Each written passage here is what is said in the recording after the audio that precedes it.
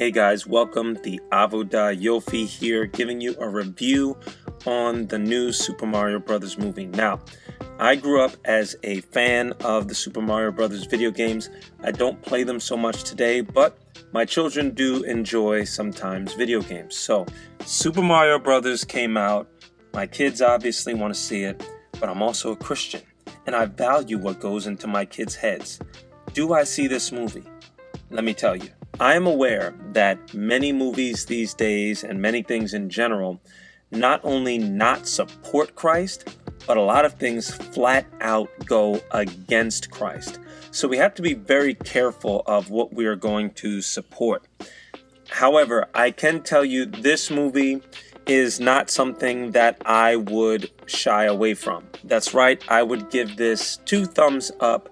The way that they put this movie together was very safe for children, save one part that I want to tell you about. And not only that, but they were smart enough to put references together for the adults in the room. Those who actually have played the video games, who have seen Mario down throughout the years. There were so many references that I was thoroughly entertained, and my kids enjoyed it too. So let's get into this spoiler-free why you should go see the Super Mario Brothers movie. First things first, is this one of these woke movies that are going to try and teach politics to your children? No, you do not have that featured here. The closest thing that they do to that would probably be something along the lines of girl power. There is a part where you see that Princess Peach can handle her own.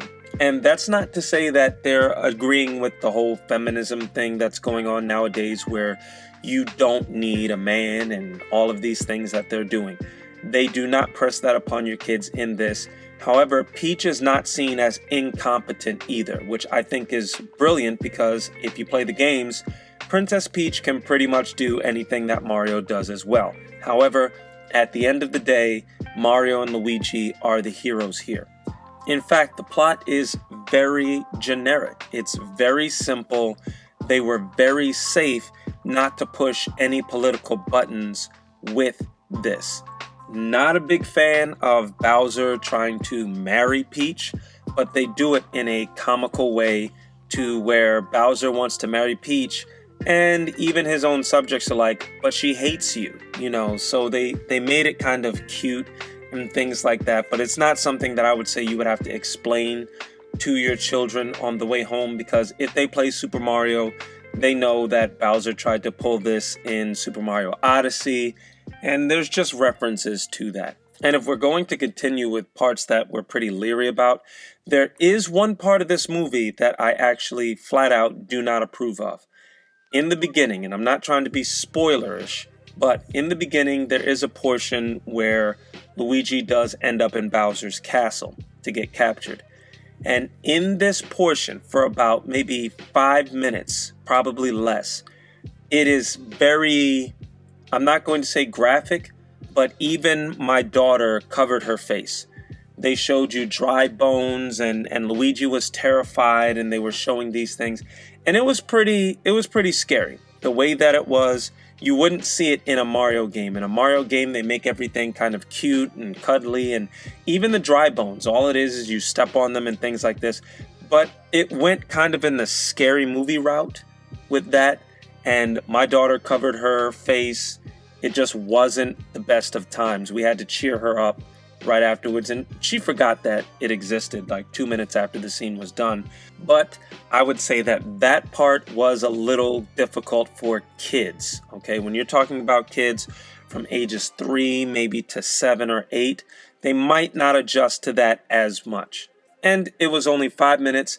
It was more towards the beginning of the film when they first went to the Mushroom Kingdom.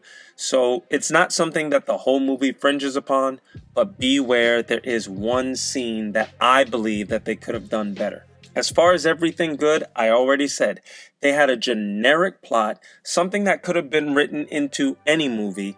A lot of the jokes that they made were generic jokes that are just funny because they're funny, not because they're specific to Mario or Luigi.